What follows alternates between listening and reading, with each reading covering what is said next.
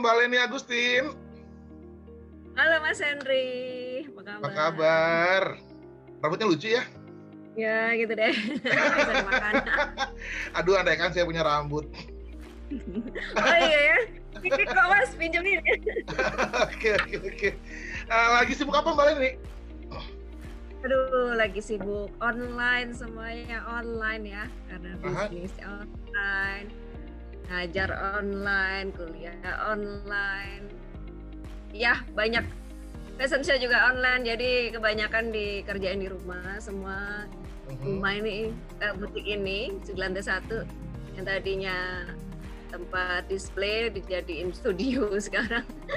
Jadi anytime, setiap saat aku mau bikin video, mau bikin pemotretan buat produk-produk aku, bisa langsung dikerjain di situ. Jadi saya dengar ada bilang ngajar. Iya. Aku ngajar di sekolah mode, jadi oke. Ngomong-ngomong mode, saya pernah lihat show-nya di JFW apa IFW ya, saya lupa deh. Dua-duanya ada. Aku pernah nonton, suka desainnya colorful, ya remaja banget ya. Iya. Banyak bermain di print saya lihat.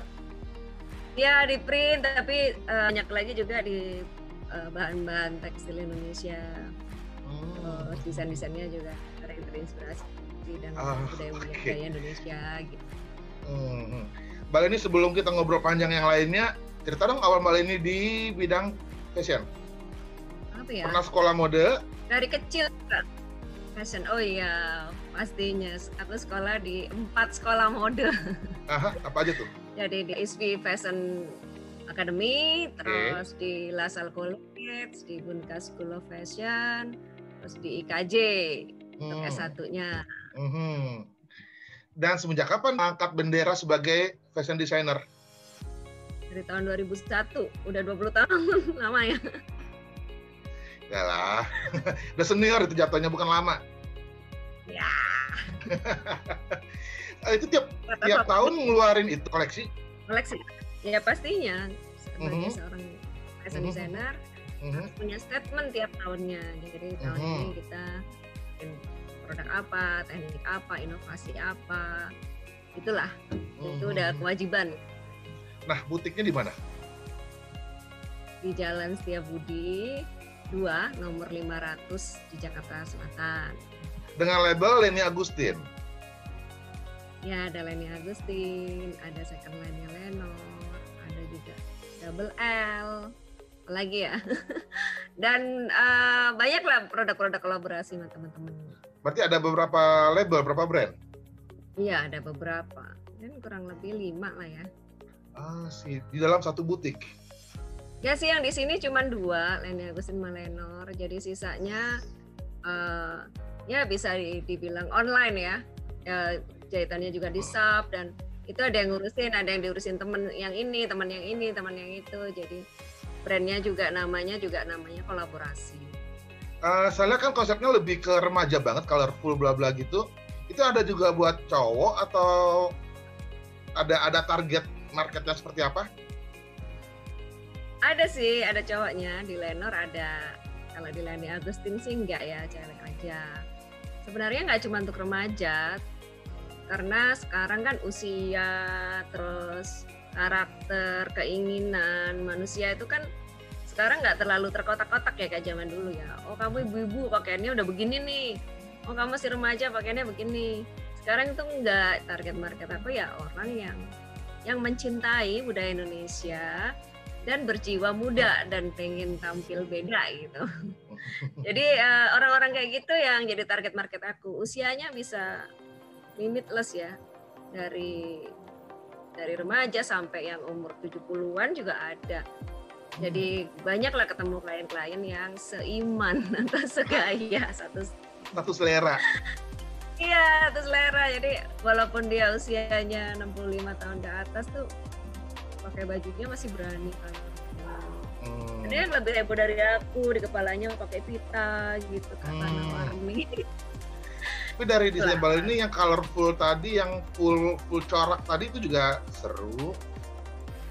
Iya. Aku senang kegembiraan ya. Jadi warna-warni yang cerah itu buat aku bikin mood kita jadi naik. Nah. Jadi ya jarang lah punya baju yang lebih gelap gitu, shade gitu ya. Kalaupun baju gelap pasti aku kasih aksesoris yang warna-warni. Pasti. Nah, ngomong-ngomong print tadi, ada motif, ada tema? Harus flowers, harus kotak-kotak, harus salur, apa gitu? Apa aja sih, tergantung temanya lagi tahun itu mau bikin tema apa gitu. Jadi motifnya disesuaikan. Tapi yang pasti memang aku suka motif kotak-kotak, motif salur, apa ya, bunga dan kupu-kupu. Motif-motif yang simple tapi cepat bikin orang moodnya naik. Ya. Apa bikin etnik juga? Ya, baju aku kebanyakan memakai bahan-bahan tradisional Indonesia. Soalnya aku banyak kerjasama dengan perajin-perajin di berbagai daerah, perajin batik, tenun, dan sebagainya gitu. Aku bukan ngajarin sih, sharing ya sama mereka gimana menginovasikan motif baru, teknik baru. Terus hasilnya aku pakai di produk aku. Jadi dengan label? Untuk yang semua etnik label apa? Semua label baik. Oh, semua label punya etnik, semua label punya print? Semua label ya. Aku nggak mengkategorikan desain aku etnik sih.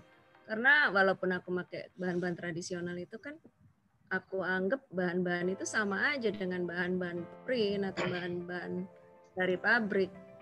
Ya, aku perlakukan dia sama aja gitu, sebagai bahan biasa yang umum. Memang apa ya, goal aku memang pengen bahan-bahan tradisional ini dianggap seperti bahan biasa aja, dan kita makainya juga nyantai, nggak harus ke acara-acara yang formal atau acara-acara yang menegangkan buat aku. Yang serius-serius gitu deh. Tapi tentu saja saya nggak mau menggunakan bahan-bahan tradisional yang memiliki makna-makna khusus untuk ritual misalnya, atau artinya terlalu sakral gitu ya, untuk digunakan sehari-hari atau sembarangan. Itu harus dihindari lah. Saya pernah baca juga untuk bahan-bahan etnik, kadang-kadang bahan itu harusnya dipakainya di kepala, jangan dipindahin ke kaki, gitu-gitulah. Nah ya kayak gitu, makanya kita harus tahu. Jadi sebelum menggunakan bahan-bahan tradisional tersebut, kita harus belajar dulu motif-motifnya yang boleh dipakai untuk umum, yang itu atau motif-motif itu adalah motif kontemporer, ciptaan-ciptaan dari generasi baru. Jadi ya untuk tahu seperti itu ya kita belajar juga motif-motif yang untuk upacara atau maknanya, atau nanti harus dipakai untuk apa. Jadi nggak main oh datang ke daerah itu langsung beli aja gitu. Ya nanya-nanya juga gitu. Benar. Takut salah pakai jadi masalah nanti. Iya, salah fatal, dan itu kayak kita merendahkan adat bangsa kita sendiri ya. Dan membuat orang di daerah tersebut tersinggung nanti. Pertama show kapan? Tahun 2003 ya, sekitar 2003. Terus itu ikut sebagai fashion designer newcomer lah, yang pupuk bawang banget lah, habis lulus. Di event apa itu, JFW? Enggak, waktu itu di eventnya punyanya Asosiasi Perancang Pengusaha Mode. Kalau JFW kan baru berapa tahun ini. Biasa lihat show-nya di JFW deh, apa JFW juga saya lihat. Iya, sering di JFW hampir setiap tahun. Dulu masih ada Bali Fashion Week, jadi aku dulu mesti ke Bali gitu. Oh, di Discovery ya, di belakangnya ya? Iya. Oke. Aku juga kadang suka nonton juga sampai ke situ. Mainnya jauh. Ngikutin lah sebenarnya show-nya Leni Agustin. Iya, berarti udah tahu nih ya tentang aku. Tahu banyak. Produknya tahu banget, cuma nggak mungkin aja make. Nggak pantas pakai maksudnya. Itu amat. Pantas pakai. Manusia tuh pakai apapun nggak masalah. Yang penting dia pede. Ya kan, walaupun cocok, tapi kalau dia nggak pede ya percuma. Ketuaan malu ah. Umurnya berapa? Paling itu anakku.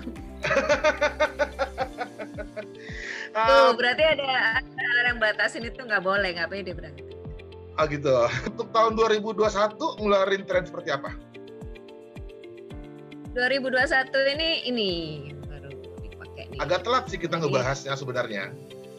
Iya. Ah, Jadi memang udah di show kan ya akhir tahun 2020. virtual. 2021 ya virtual. Virtualnya lebih ke se-ASEAN malahan ya. Karena aku punya ya sampai ke Afrika juga sih, ke Afrika sama di Milan juga. Jadi memang lebih luas malahan ya jangkauannya kalau sekarang virtual itu. Jadi aku punya komunitas juga teman-teman desainer satu ASEAN dan juga di Eropa juga. Nah, karena nama-nama ini udah ada di event-event organizer di sana, jadi mereka minta video-video aja. Jadi ya itulah aku bikin beberapa video yang di-share ke mereka. Show paling besar di mana? Big eventnya? Tunggal ya, show sendiri yang benar-benar gak ikut event gitu. Benar-benar show-nya diadakan sendiri. Itu dulu show tunggal pertama di sinilah hotel-hotel terdekat di Four Seasons waktu itu. Terus mungkin ya di Indonesia Fashion Week kali ya, karena penontonnya sampai 3.000 kan kalau di Indonesia Fashion Week. Suka duka apa selama punya bendera fashion designer sampai sekarang? Moto aku itu fashion is my playground, jadi nggak ada dukanya sebenarnya. Karena kalau fashion nggak fun berarti bukan fashion.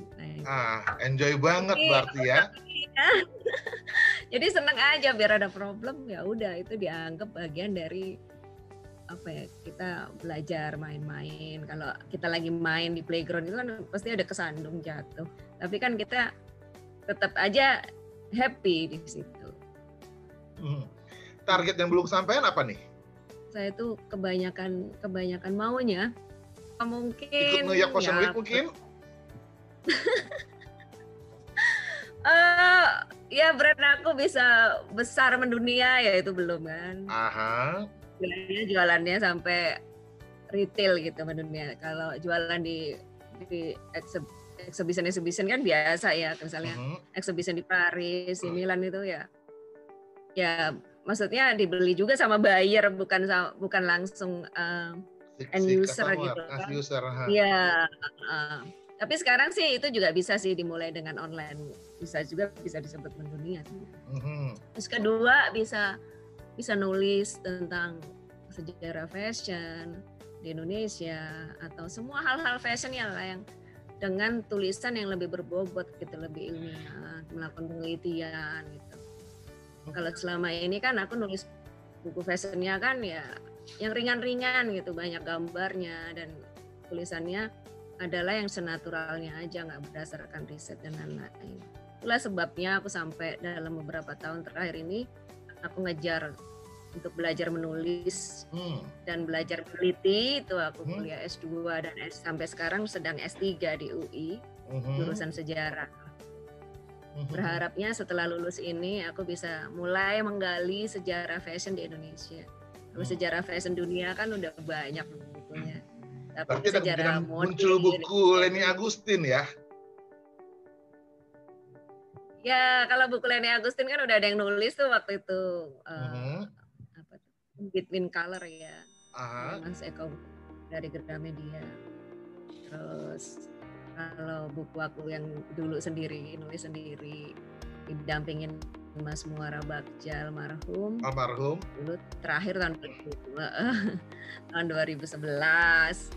Nah yang baru ini aku udah nggak mau fokus ke diri aku sebenarnya, lebih pengen bukunya bisa berguna gitu buat bangsa ini atau buat desainer-desainer lain untuk mendapat buku rujukan yang nggak selalu bukunya dari internasional atau dari luar negeri, tapi dari dalam negeri sendiri juga ada gitu yang bobot, bisa jadi pegangan di kampus-kampus mode, sekolah-sekolah mode.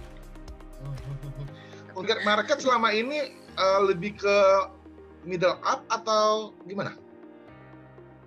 Kalau Leni Agustin middle up, kalau Lenor bisa middle to low? Nggak low banget sih. Oke lah. Brand masuk ke Depstore? nggak musimnya ya Dep Store, karena dulu justru awal masuk Dep Atau Tanah Store. Abang mungkin? Ya, tapi itu Bikin second harus line gitu? slow banget ya, harus harganya harus mungkin ya murah, atau risetnya juga lebih panjang ya, karena marketnya itu kan buat apa sih, lebih ke middle, ke bawah middle. Kalau Tanah Abang udah massal jatuhnya kan? Ya, dan masalah kita kuat nggak produksinya, karena bisa sehari bisa harus ribuan mungkin ya. Apalagi kalau musim lebaran atau apa. Kalau nggak kuat di situ ya bahaya. Mungkin nanti kalau ada yang mau joinan sama saya gitu, garment gitu. Cuman teman-teman saya yang garment udah pada beneran, kalau masa itu sibuk. Nah sekarang nih lagi sepi nih mereka. Biasanya saya kerja sama mereka cuma untuk brand yang seragam aja. Karena kan bikin uniform juga? Iya, bikin juga di perusahaan-perusahaan gitu. Perusahaan mana aja yang udah dibikin? Yang paling gede lah ya, Grand Indonesia Mall itu awal-awal buka itu seragamnya sebagian besar dari aku sampai ke officernya atau gimana? Dari officer sampai cleaning service. Oh sih, Itu waktu mereka repeat order, aku lagi nggak kerja sama garmentnya lagi gitu. Nah, gitu. Jadi apa ya, garment yang udah aku percaya tiba-tiba mereka kayak tutup gitu kan. Akhirnya ya sulit kalau takutnya beda lagi. Jadi terpaksa aku tolak waktu itu. Dulu Central Park juga ada beberapa hotel yang bagus juga, dan banyak restoran yang tematik ya, kayak misalnya tema Jepang, Middle East segala macam ya, lumayan. Ada juga. Tadi Mbak ini bilang yang perusahaan garmentnya tutup. Emang CMT? Maklum ke orang. Ya kalau misalnya itu harus CMT lah, kalau itu seragam dan yang produk-produk. Iya, mereka udah banyak ya. Itu aku CMT. Soalnya di butik aku ini kan nggak bisa muat banyak orang. Gawe paling maksimal 20. Dan itu megang yang apa sih, bikin sampel, terus klien yang outputurnya misalnya udah overload, nggak sanggup kalau dari. Iya benar. Nggak mau produksi deh. Untuk satu item rata-rata produksi berapa banyak? Kalau yang Lenor aja itu masih nggak banyak ya. Paling satu jenis itu, satu desain paling lebih dari 100. Karena masih Lenor tuh masih ada kerjaan tangannya misalnya. Ada handmade-nya juga, nempel. Iya. Walaupun massal tapi dia masih ada kerjaan tangannya, nggak bisa dibuat banyak. Dan aku kan pakai bahan-bahan tradisional. Bahan-bahan tradisional itu kayak batik nggak bisa kalau yang bukan pabrikan ya, maksimal cap tangan gitu. Itu pewarnaannya nggak bisa konsisten kalau lebih dari 200 pieces. Nggak apa-apa lah, dinikmatin aja. Dan bahan di Bandung? Nggak, di seluruh Jawa lah kalau bahan untuk tradisional ya langsung ke perajinnya. Kalau bahan pabrikan ya ada di Bandung. Terus di Jakarta banyak kok, udah banyak juga teman-teman sama desainer yang punya. Apalagi sekarang kan digital print apa gitu ya, mereka udah banyak yang usaha di situ juga. Tadi ngomong bahan tradisional seperti apa itu? Songket atau apa gitu? Banyak kan tenun ikat sama gitu? tenun. Oke. Tenunnya iya, ada ikat, ada tenun lurik, tenun macam-macam sih tenun di Indonesia ya. Dan selama ini kebanyakan Jawa yang diambil? Iya, kebanyakan Jawa yang paling terdekat kali. Yang etnik nih saya belum lihat, baru lihatnya yang colorful mulu berapa kali show dan happy banget ya, have fun banget. Memang nggak akan kelihatan, nggak bakalan kelihatan etnik kayak yang di foto ini kelihatan etnik ya, padahal itu kan pakai batik. Oh sih, itu yang memakai batik ya, apanya tuh? Jaketnya? Atau ada aplikasi yang nempel? Nah ya, ada aplikasi di sini itu rajutan. Jadi kayak gini-gini ini aku bekerja sama dengan perajin rajutan juga. Oh, pakai Haken juga. Nah, biasanya karya aku itu benar-benar kolaborasi dengan perajin apapun itu, ada perajin batik, perajin craft, Cuma Hmm. sulam, kadang sulaman tangan, roasting, lagi ya banyak lah yang aku bisa memberi mereka pekerjaan gitu. Dan itu kan menambah nilai lebih juga di baju aku, ada keunikannya. Aha. Jadi saling inilah. Jadi sebenarnya ada handmade-nya gitu, jadi orang ngomong kopi pun juga nggak gampang ya? Iya, susah ngopinya, bener. Pokoknya makin susah bikin baju ya makin ini sih, makin nggak ada saingan, makin eksklusif. Mhm. Ngomong-ngomong print tadi, kebanyakan di bahan katun, rayon atau apa? Aku banyak kan di katun Mas, karena udara kita ya enaknya pakai katun. Rayon juga gampang lecek. Iya. Bagusnya habis Kalau setrika polyester doang. ya itu buat ya kalau polyester ya buat apa campuran-campuran gitu aja buat pilnya gitu ya. Kayak yang di Hmm. sini nih kayak Hmm. di kerahnya itu ada putih gitu, itu laser cut yang bahannya polyester, tapi sedikit. Segitu banyak event, lomba-lomba. Ih, lomba sih zaman dulu banget ya waktu baru lulus kuliah. Masih cari eksistensi atau mau kenalan sama teman-teman yang sesama fashion designer baru, terus kenalan dengan media untuk ngukur juga kemampuan aku sampai di mana sih. Nah, itu ikut-ikut lomba. Ya awalnya semua desainer banyak deh, rata-rata ikut lomba. Sampai dulu juga menang beberapa kali. Yang menang di event yang mana itu? Pernah ikut LPM? Ada desain busana etnik, lupa eventnya apa, terus busana gaun pengantin, merancang gaun pengantin internasional gitu, juara 1. Ya gitu deh. Lupa banyak banget, 20 tahun lalu, kurang dari 20 Ngomong tahun pengantin lalu. itu bridal atau tradisional? Ya bridal waktu itu yang aku ikuti. Oke. Udah lama sih nggak ada foto-fotonya ya? Aduh, udah lama banget. Ada sih tapi harus bongkar file. Bongkar album. Kayaknya nggak ada deh. Kemarin ada yang minta cari nggak ketemu. Ada ini nggak sih tren mungkin atau mungkin konsep planning ke situ atau pengembangannya? Ya pasti ada ya, perubahan tren itu selalu ada. Tapi tren di sini tuh ada 2 ya. Tren itu sebenarnya kan apa yang sedang disukai masyarakat. Jadi tren bagi masyarakat umum adalah yang sedang sekarang ini, yang sedang dipakai. Tapi kalau untuk seorang fashion designer, yang saat dia menyebut tren itu adalah untuk tren ke depan, bukan tren sekarang. Karena fashion designer kan trend maker ya. Ya. Jadi kalau saya juga tergabung di ITF, Indonesian Trend Forecasting, yang melakukan riset dan membuat buku panduan untuk tren ke depan bagi bidang fashion, art, craft, dan juga interior. Itu kita sedang merumuskan bahwa di tahun 2001-2002 ini kesedihan kemarin tentu ada hal-hal positif, terus hal-hal yang lebih religius kita pasti gara-gara WFH hidup kita. Jadi terus ada nostalgia juga. Jadi kita ada 4 tema gitu, di mana 4 itu dibagi-bagi dengan mood seperti itu tadi. Jadi ada yaitu kembali mendekatkan diri ke Tuhan, lebih spiritual. Terus ada yang hype ya, dia lebih menyambut masa depan ini dengan lebih happy. Terus ada juga yang bernostalgia, kembali ke masa kemarin-kemarin, vintage. Terus juga sakit, karena di kepala kita ini kan dokter rumah sakit, ya kan, pengobatan gitu. Jadi ada ke arah gaya-gaya kesana juga yang terinspirasi dari medis gitu.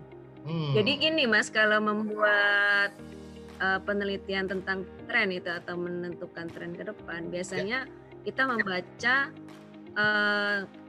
perubahan pola pikir manusia karena isu-isu yang terjadi di dunia gitu. Misalnya ada isu go green, itu akan menimbulkan di kepala orang itu warna hijau.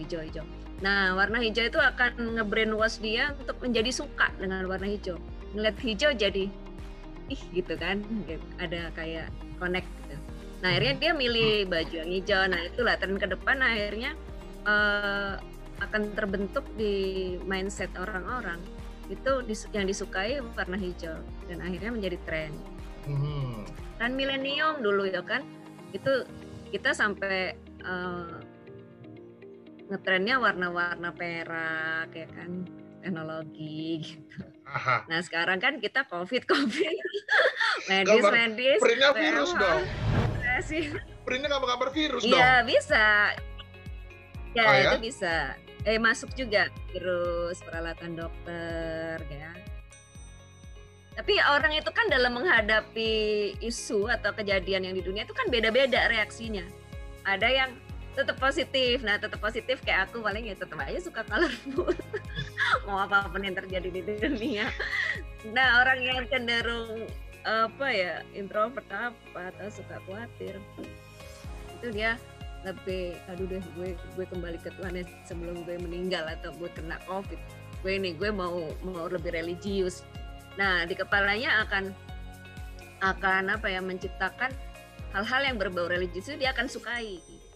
Nah kalau ada desainer yang membuat baju yang mengarah ke sana, nah orang-orang seperti ini yang nanti akan membuat hal tersebut menjadi tren gitu.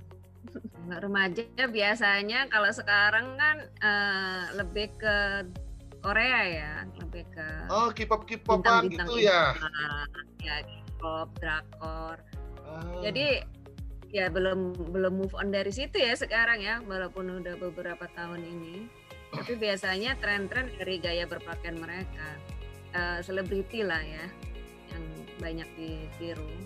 Karena aku punya juga 2 anak perempuan yang seleranya benar-benar dipengaruhi karena kebanyakan menonton hal-hal yang seperti itu, selebriti. Nah berarti produk Leni Agustin pun juga akan ala-ala drakor, ala-ala K-pop? Ada sedikit lah selera ke sana. Ada touch ke situ lah ya? Kita nggak bisa touch-nya. Minimal mungkin kerahnya di copy ya? Kerahnya jadi ide, dasinya jadi ide. Ya mungkin nggak detail gitu juga, tapi sense-nya gitu. Apa sih yang mereka... Atau pocketnya di jadi ide juga gitu ya? Iya. Nah. Ya begitu. Nah, untuk denim ada ya? Seru ya. Produknya Mbak Leni denim? Denim aku ada di Lenor Blue. Iya ada Lenor Blue brandnya. Jadi khusus denim dicampur dengan kain-kain tradisional yang berwarna indigo atau biru. Sih. Untuk denim washingnya aman nggak di lokal? Aman Mas. Jadi di Indonesia itu ada garment yang besar banget yang memang menguasai kedeniman di Indonesia. Okay. Hampir semua brand memakai denim dari anak-anak sampai dewasa, dari yang murah sampai yang mahal itu mereka produksi di sini. Dan dia salah satu brand terbesar lah yang membantu aku di label ini garmennya ya. Aku kerjasama. Berarti udah pada jago juga washing di lokal ya? Aduh, gila banget. Aku aja waktu kerja sama mereka, wow, bisa rubah warna, bisa rubah segala macam washing retro gitu, bisa ya? Iya, bisa dibentuk motif juga washingnya, bisa diatur semua. Sih. Untuk omset gimana kalau boleh tahu? Wah, itu mah rahasia. kita bicaranya around. Sampai target nggak gitu loh di tahun 2020 kemarin? Kalau 2020 turun drastis ya. Semua. Kondisi COVID ini, semua turun. Saya rasa juga orang-orang menempatkan membeli baju adalah nomor kesekian. Nah. Untuk safety, mungkin uangnya untuk ditabung atau kita nggak pernah tahu apa yang akan terjadi ya kan. Jadi pada kayaknya nyimpen uangnya atau menggunakan uangnya itu lebih ke kebutuhan yang penting, yang urgent. Jadi belanja baju menurun karena nggak ada pesta juga. Biasanya hampir tiap minggu kan pesta ya kan. Nah ini menurun drastis. Tapi alhamdulillah ya waktu itu sempat kebantu, kita jualan masker lumayan, sebulan bisa ribuan masker yang terjual. Tapi sekarang mulai menurun lagi. Dan kita akan genjot ke baju lah, insya Allah. Kita yang namanya ikhtiar aja usaha.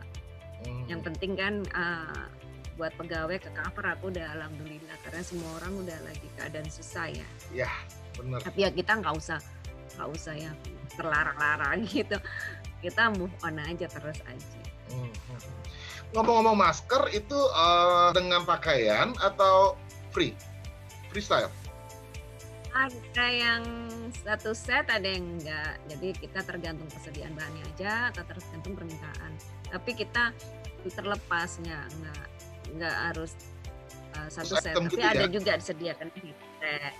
Tapi kebanyakan enggak, karena kan produksi masker kan bisa ribuan, bahkan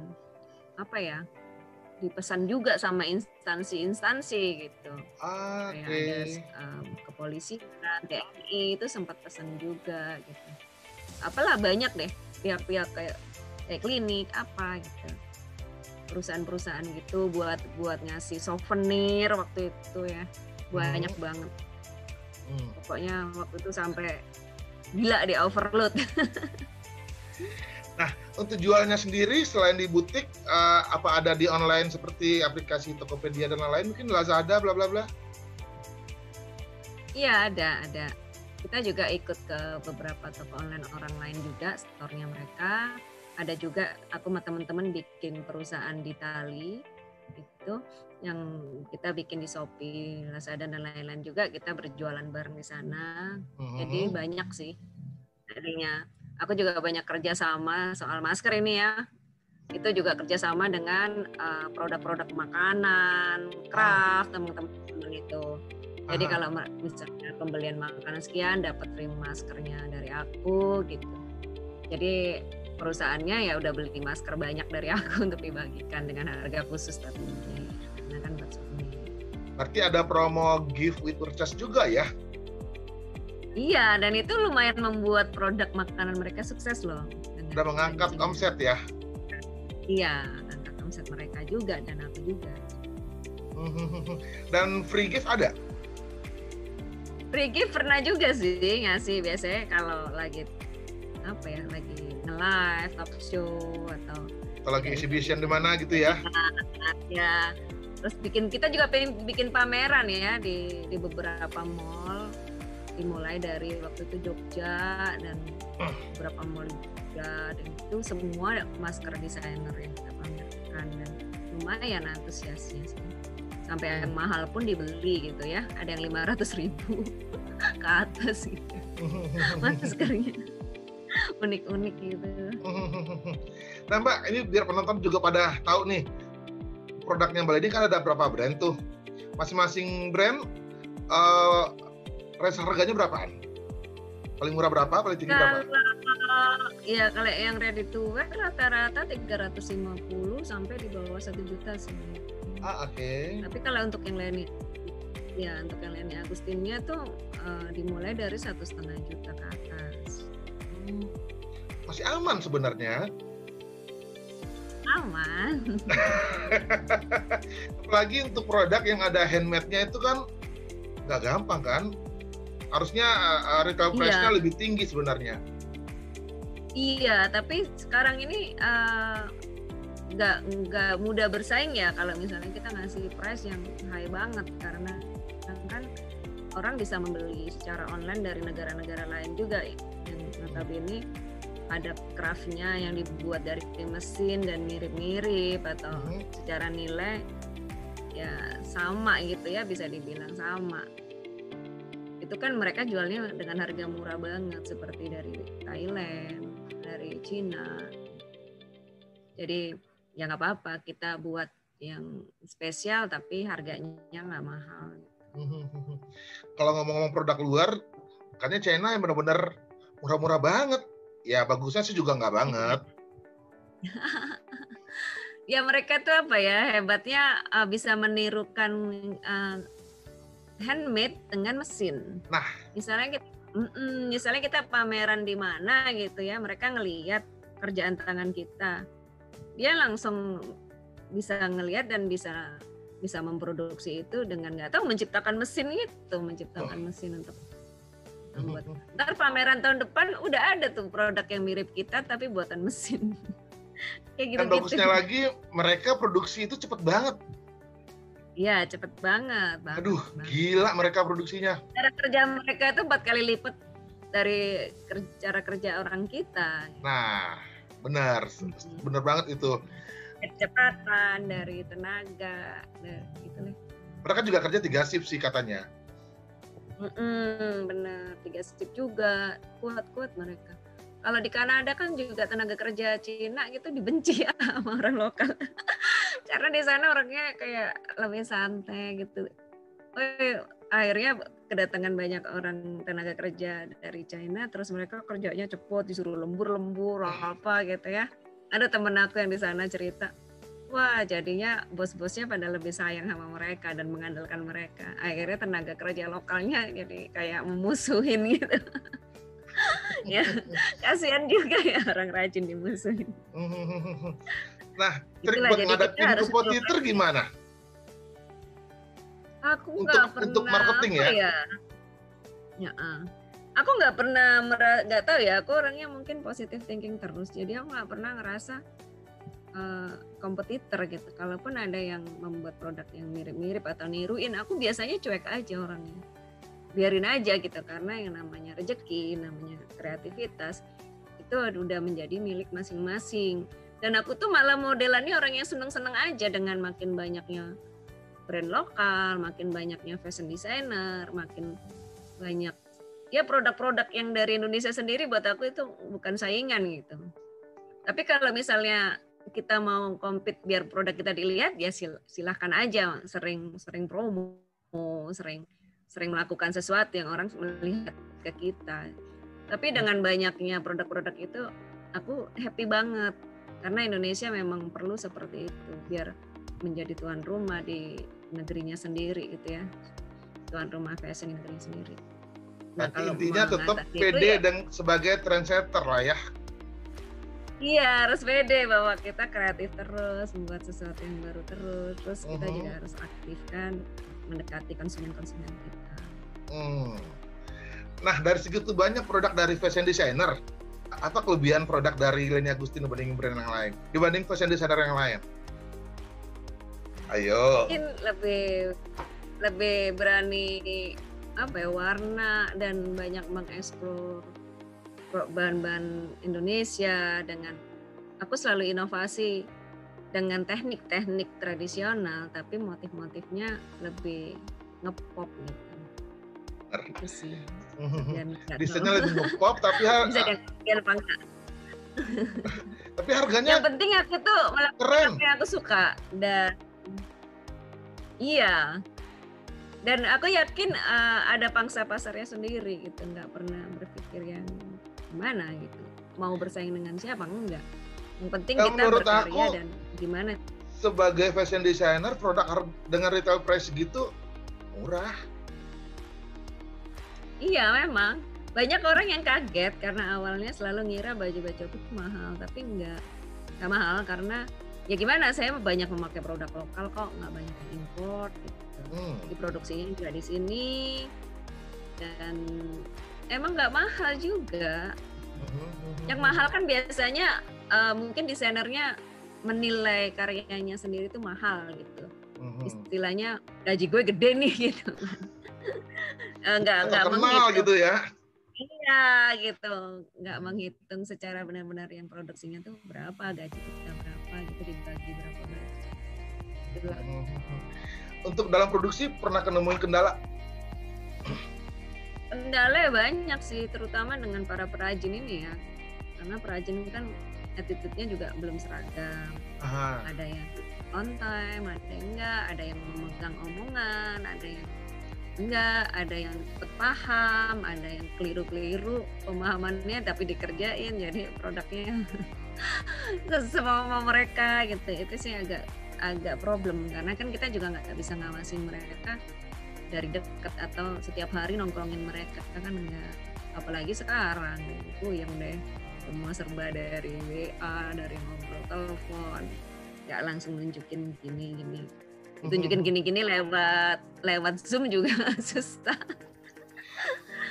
Entah stitchingnya lompat juga merem aja dia. Iya, makanya. Stitching ditunjukin gini kan susah ngelihat dari video atau kamera sama dengan yang langsung. Kadang-kadang detailnya kan kita juga ke stitching juga mesti dilihat. Iya, makanya pegawai di sini aja walaupun udah puluhan tahun ikut kan tetap aja dilihat dari dekat. Oh ini salah ini. Lagi Mbak Leni CMT atau maklun, kadang-kadang pasti delivery telat. Iya, ada juga. Jadi ntar ngilang gitu sampai makanya kalau aku janji ke orang dengan bilang ke CMT itu waktunya memang aku kasih jarak. Karena janji 2 bulan, bilang ke CMT-nya sebulan gitu. Karena pasti ada gitu-gitunya mundur-mundur. Iya, pasti ada aja telat-telatnya gitu kan. Iya. Untuk fabrik atau aksesoris pernah nemuin kendala nggak? Ada susah dicari, seperti kancing, zipper, dan lain-lain?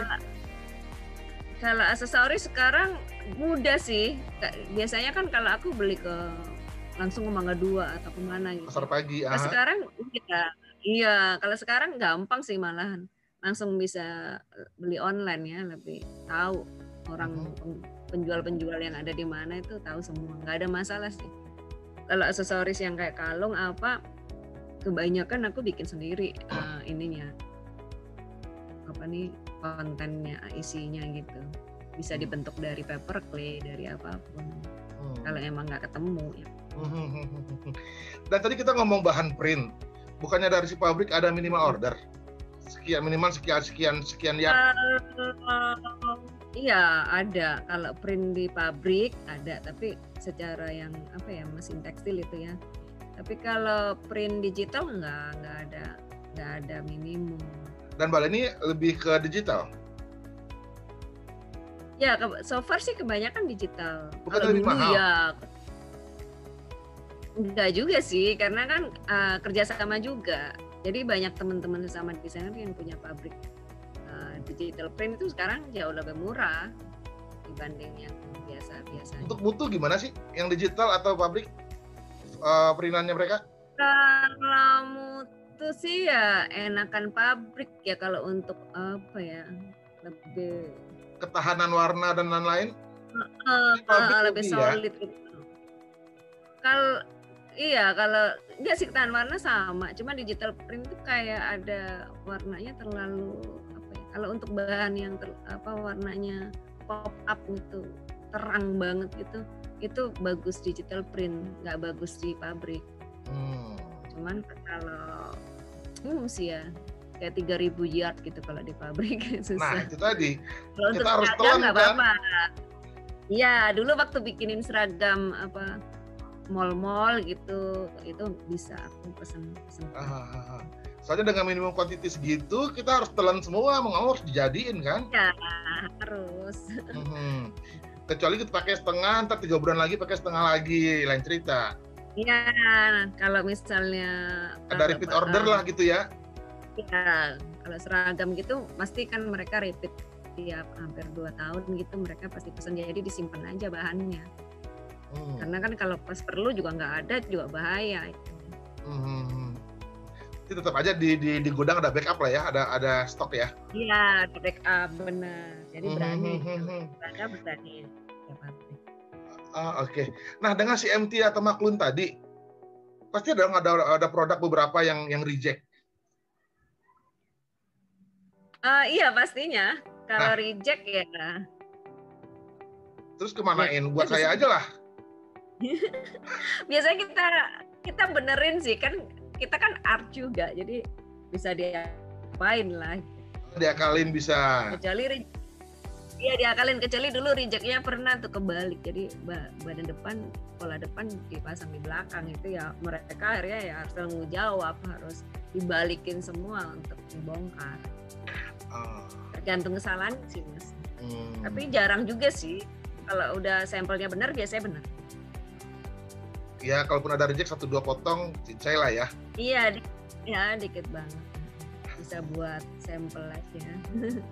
Buat apa? Kirain dibikin promo, lagi second line-nya khusus produk reject-nya Lini Agustin dijual murah gitu loh. Enggak sih, jarang sih. Karena kan biasanya sampai dari membuatan sampel tuh yang sampai harus benar. Dari pola ke sampel gitu. Dibikin sampai benar banget. Berarti kerja QC yang pegang Mbak Leni atau CCMT yang pegang? Berdua. Mereka yang harus utama, yang lebih ini ya, lebih udah dijelasin dari awal begini sampai sampel kelar ya harus mereka yang lebih kuat untuk Aduh, seneng belajar sama desainer keren ini, luar biasa. Oke Mbak Leni, makasih ngobrolnya. Makasih juga Mas Henry udah ngundang aku ke sini. Makin sukses. Mbak Leni juga sukses terus ya, terus ditunggu karya-karya bagusnya lagi. Bahkan aku lebih muda lagi biar bisa pakai produknya. Ayo dipakai aja, otomatis lebih muda. Oke, makasih ya. Sehat terus ya. Oke, terima kasih. Oke, makasih. Assalamualaikum.